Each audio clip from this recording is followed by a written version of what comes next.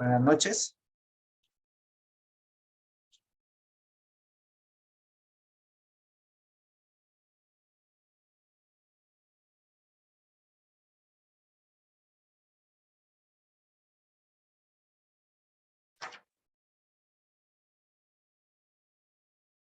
Buenas noches. Buenas noches, profesor. Buenas noches. Logran acopiarme bien el sonido, ¿verdad? Buenas noches, profesor. ¿Cómo están? Estimados profesionales de la salud, tengan ustedes muy buenas noches.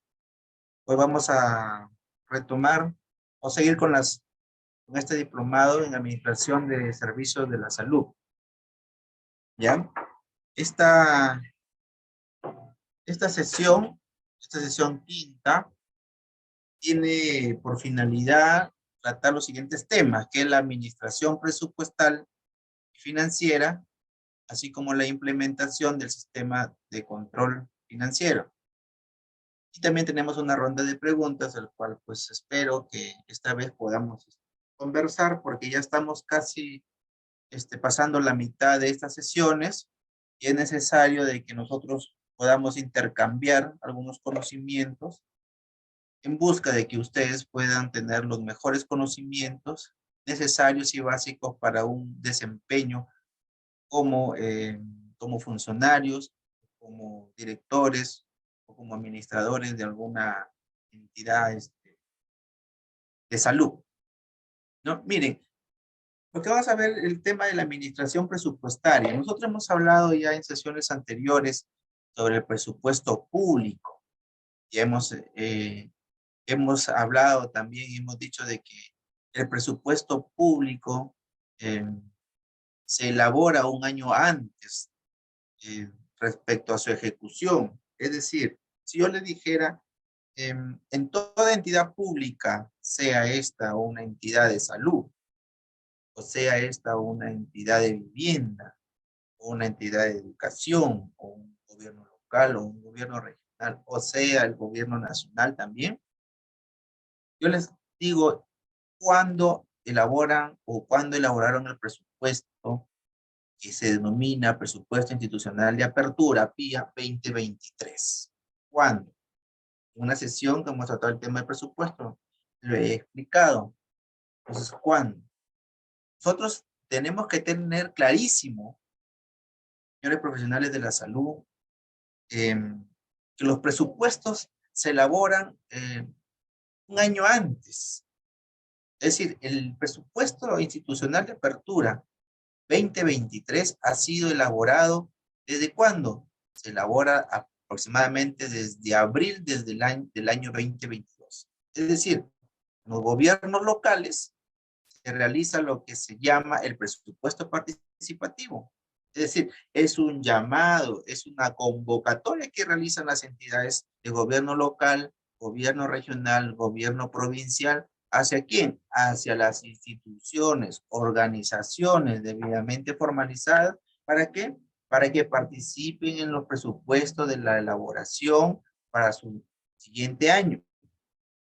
Entonces, se comienza toda una tarea. ¿Cuándo se formula el presupuesto? Se formula en los meses de junio y se presenta en julio. La formulación del presupuesto público. ¿Cuándo se aprueba el presupuesto público, el presupuesto institucional de apertura o PIA? Se aprueban todas los pliegos, los aprueban los meses de diciembre. En el mes de diciembre, casi fin de mes, aprueban el presupuesto. Eso pasa en todas las instituciones. Si nosotros nos ubicamos en los hospitales, normalmente los hospitales tenemos de los tipos que son unidades ejecutoras, es decir, que pertenecen a un gobierno regional, y también tenemos los que son unidades ejecutoras que pertenecen a la salud. Estos no pertenecen al gobierno regional, sino al gobierno nacional, es decir, a su sector, el sector salud. Entonces, en ambos casos, el presupuesto se elabora en las fechas en que les he explicado, les acabo de comentar. Es decir, se formula en junio, julio y se aprueba en diciembre. ¿Quién aprueba el presupuesto, por ejemplo, en el caso de salud? ¿Quién aprueba? Su sector. El sector, a través del ministro de Salud, aprueban el presupuesto de ese sector. Entonces, ¿cuándo lo aprueban? En diciembre. ¿Cuándo ingresa? ¿Cuándo se empieza a ejecutar? En enero de 2020. Entonces, eso tienen que tenerlo claro, señores, ¿ya? Porque eso le va a servir mucho para que ustedes puedan administrar su presupuesto. Una cosa es, hablamos del presupuesto y planificación, es decir, como funcionario público, como director de una unidad ejecutora, sea de salud, ¿ya? Entonces, planifico, digo, ¿qué es lo que necesito? ¿Qué es lo que me falta en mi entidad? Entonces, sobre esa base, se requieren y se presupuesta cuantitativamente esas necesidades, se planifican. ¿Y por qué se planifican? Porque mi planificación tiene que estar acorde con el plan de desarrollo, sea local, sea regional o sea nacional. Hemos hablado en la clase anterior un poco de lo que es el CEPLAN. Entonces, todo está, unas políticas de Estado, unas políticas de gobierno, unas políticas del sector. Y del sector las políticas ya se van hacia abajo, ¿no? A nivel sectorial, se van a nivel regional, que son los planes de desarrollo regionales y los planes de desarrollo locales. Entonces, en esos planes está la planificación, es decir, lo que yo quiero de mi distrito, de mi región, o lo que yo quiero a nivel nacional hacia un año determinado. Por eso es que actualmente el documento del CEPLAN está en el Perú a 2000, ya no 30, sino al 2050. Entonces, los planes se van, ¿y por qué se van elaborando hasta cierto tiempo? Porque se establecen unas brechas, es decir, unos vacíos, unas necesidades que todavía no han sido coberturadas, sea a nivel de educación, sea a nivel de salud, o sea a nivel de saneamiento, vivienda, construcción, ya, entonces esas brechas se estipulan, se dicen, ¿no? Si al 2020 yo tengo esas brechas de electrificación o de eficiencia de salud que no hay en el sector rural, yo digo de aquí, de mi Perú, al 2030, más o menos el 80% a nivel nacional en el sector rural ya debe de contar con un establecimiento médico. Pongamos, esa es una planificación. Esa planificación yo lo patentizo a través de mi presupuesto público, es decir, el Estado, todo un organismo, establece los fondos para que se vaya a direccionar justamente en este caso, a cerrar dicha brecha que es establecida. Entonces, de aquí al 2030 y de aquí al 2050. El 2050 ya esas brechas, que no hay establecimiento de repente, se dice, ¿no? Se llegará al 100% para poder cerrar esa brecha y aún más.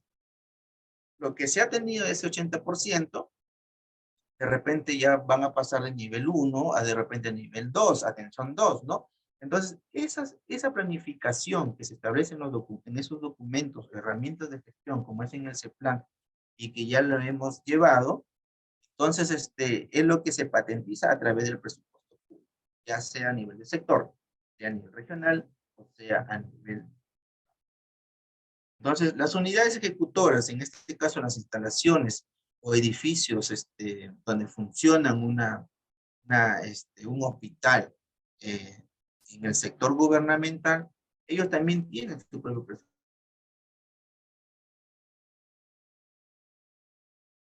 ¿Está articulado a qué? Está articulado justamente a remediar esas brechas que se contienen, que están contenidas en ese plan. Por ejemplo, en ese plan está establecido el tema de la anemia. Ustedes se dan cuenta como médicos, cuando ustedes realizan un estudio de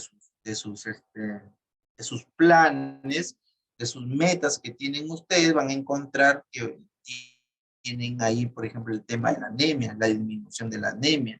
Entonces, miren cómo usted está planificado, está presupuestado, ¿para qué? Para que se ejecute. Y ahí es donde llega la parte que nos toca a nosotros, que es decir, la administración.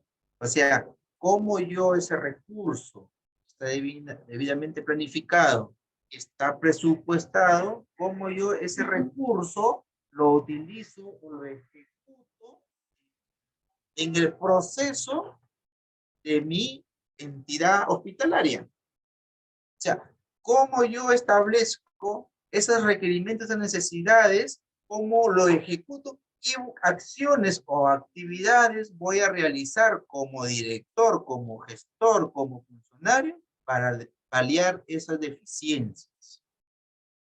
Entonces, nosotros en ese proceso de ejecución, en esa línea de ejecución, estamos como funcionarios sujetos a una serie de normas. Una serie de normas que nos indica la forma correcta de realizar un gasto público, un fondo público, de tal forma de que el funcionario haga un uso eficiente y eficaz de dicho fondo. Caso contrario, si no fuera así, entonces el funcionario público o el responsable de la entidad o el que haga sus veces es plausible de sanción no solamente administrativa, civil y penal. Entonces, miren la importancia que tiene todo un esquema que ha establecido el gobierno, el Estado,